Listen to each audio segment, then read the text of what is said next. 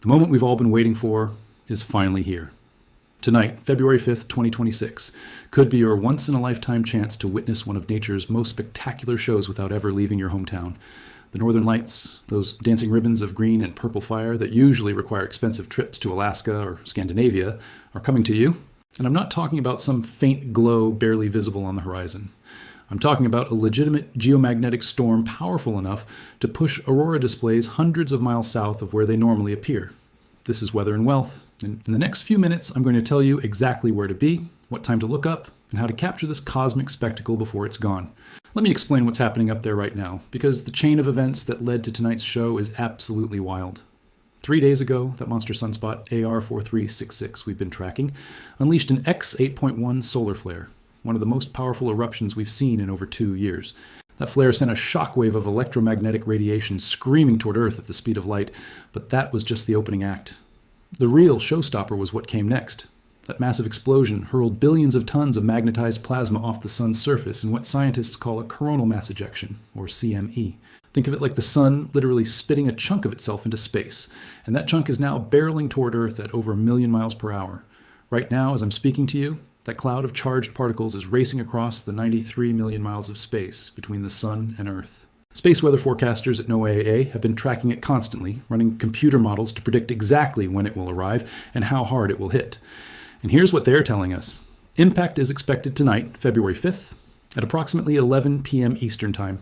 That's 8 p.m. Pacific, 9 p.m. Mountain, 10 p.m. Central. When that CME slams into Earth's magnetic field, it's going to compress and distort our planet's protective magnetic bubble, and that interaction is going to release enormous amounts of energy directly into our upper atmosphere. That energy excites oxygen and nitrogen molecules, causing them to glow in brilliant greens, reds, purples, and blues. That's your aurora. That's your northern lights. And tonight, it's happening in a sky near you. The forecast is calling for a G2 to possibly G3 level geomagnetic storm. Now, if you're not familiar with the NOAA space weather scale, let me translate that for you. G1 is minor, typically only visible in the far northern states and Canada. G2 is moderate, pushing auroras into the northern tier of the United States. G3 is strong, and at that level, we're talking about displays visible as far south as Illinois, Oregon, Pennsylvania, even parts of Iowa and Nebraska. The current models are sitting right in that G2 to G3 sweet spot, which means if you live anywhere in the northern third of the United States, you have a legitimate shot at seeing this tonight. Let me get specific about viewing locations because this matters. If you're in Washington State, Montana, North Dakota, South Dakota, Minnesota, Wisconsin, or Michigan, you are in the prime viewing zone. These states are sitting right in the bullseye for tonight's display.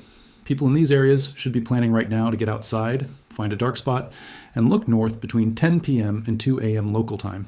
That 4-hour window is your golden opportunity. The CME impact is expected around 11 p.m. Eastern, but the aurora doesn't instantly appear the moment the CME arrives. It takes time for the energy to work its way through the magnetosphere and into the ionosphere. Peak activity could happen anywhere from midnight to 2 a.m., so if you're serious about seeing this, plan to spend some time outside. But it's not just the northern states that have a chance. Southern Canada is absolutely going to light up tonight.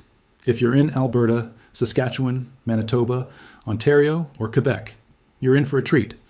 Northern Europe is also in the viewing zone. Scotland, Northern England, Scandinavia, all of these places should see significant aurora activity tonight. Even parts of Central Europe might catch some glow on the northern horizon if conditions are just right. This is a genuinely widespread event, and millions of people are going to have the opportunity to witness it if they know where to look and the weather cooperates. And that's the critical variable we can't control, the weather. Mother Nature can give us the most spectacular geomagnetic storm in years, but if there are clouds in the way, you're not seeing anything. So right now, before you do anything else, check your local forecast for tonight. You need clear skies. You need to be able to see the stars.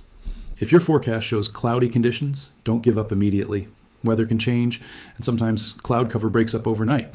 But if you're looking at solid overcast, you might want to consider driving to an area with better conditions if you're serious about catching this show. Some people are already planning road trips to escape predicted cloud cover, heading north or east or west to find that magical combination of clear skies and dark horizons. Assuming you've got clear weather, your next mission is finding a dark location. Light pollution is the enemy of aurora viewing. If you're standing in the middle of a brightly lit city, you're going to have a really hard time seeing anything except maybe the brightest auroral features. You need to get away from streetlights, shopping centers, sports stadiums, and any other sources of artificial light. Drive out into the countryside if you can. Find a park, a field, a beach, anywhere with an unobstructed view of the northern horizon and minimal light interference. The darker your location, the more of the aurora you'll be able to see. What might look like a faint green glow from your backyard could transform into dancing curtains of light from a truly dark site just 20 miles away. Here's something most people don't realize about aurora viewing.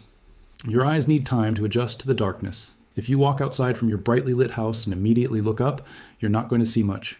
Your pupils need at least 15 to 20 minutes to fully dilate and reach maximum sensitivity. So when you get to your viewing location, turn off your flashlight, put your phone away, and just stand there in the darkness. Let your eyes adjust. Don't ruin your night vision by looking at bright screens. If you absolutely need to check your phone or look at a map, use red light mode or cover your screen with a red filter. Red light doesn't destroy your night adaptation the way white light does. Now, let's talk about what you're actually going to see, because aurora displays can vary wildly in appearance and intensity.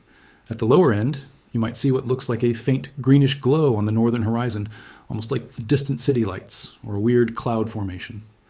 That's still aurora, and if you're seeing that, you're witnessing charged particles from the sun interacting with Earth's atmosphere. But if conditions are really good, if the magnetic field in that incoming CME turns strongly southward, if all the variables align just right, you could see something far more spectacular. Vertical rays shooting up from the horizon, curtains of light rippling and dancing across the sky, colors shifting from green to red to purple, auroras that stretch from horizon to horizon, covering half the sky. This is the stuff that makes people weep with joy and wonder. The most common aurora color is green, which comes from oxygen molecules being excited at lower altitudes, around 60 to 150 miles up. If you see red aurora, that's oxygen at higher altitudes, above 150 miles. Purple and blue tinges come from nitrogen. The specific colors you see depend on which molecules are being hit by particles and at what altitude. But honestly, when you're standing there watching auroras dance across the sky, you're probably not thinking about atmospheric chemistry. You're just thinking about how absolutely mind-blowing it is that you're watching the sun's influence reach all the way to Earth and paint the heavens with light.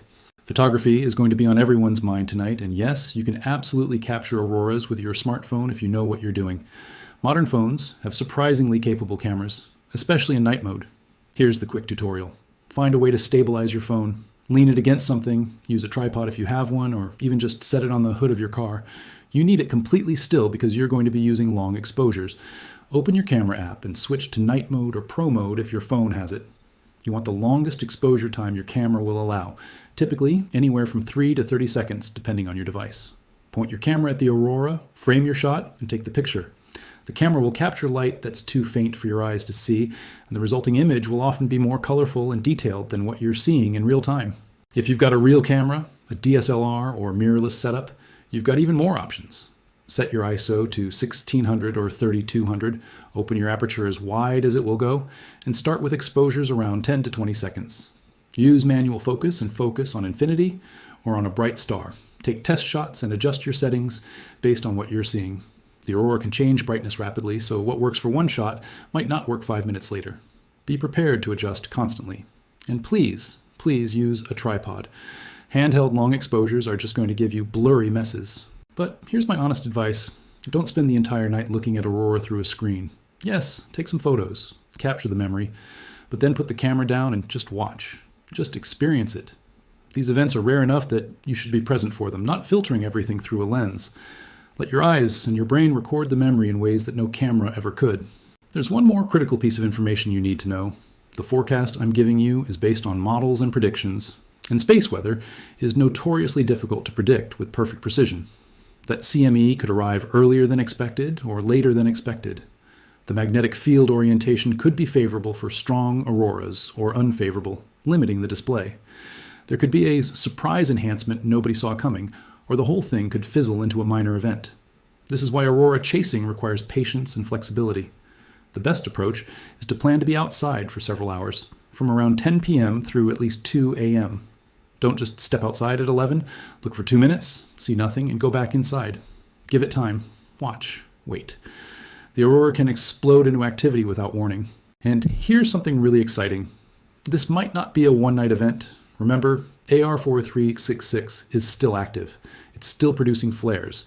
In fact, just today, it released another X1.5 flare, and forecasters are giving an 80% probability of more M-class eruptions over the next 24 to 48 hours. Each of those flares could potentially launch another CME. We could be looking at multiple nights of enhanced aurora activity this week. So if tonight doesn't work out because of weather or timing, don't lose hope. Check the forecasts for the next few nights. We might get a second chance or even a third. This is Weather and Wealth reminding you that moments like this are why we watch the skies. Tonight, the sun is reaching across 93 million miles of space to put on a show just for us. All you have to do is look up. Clear skies, dark locations, and a little bit of patience. That's your recipe for witnessing one of the universe's most beautiful phenomena. Bundle up. It's going to be cold out there. Grab some hot coffee or tea. Bring a blanket. Invite friends or family to share the experience.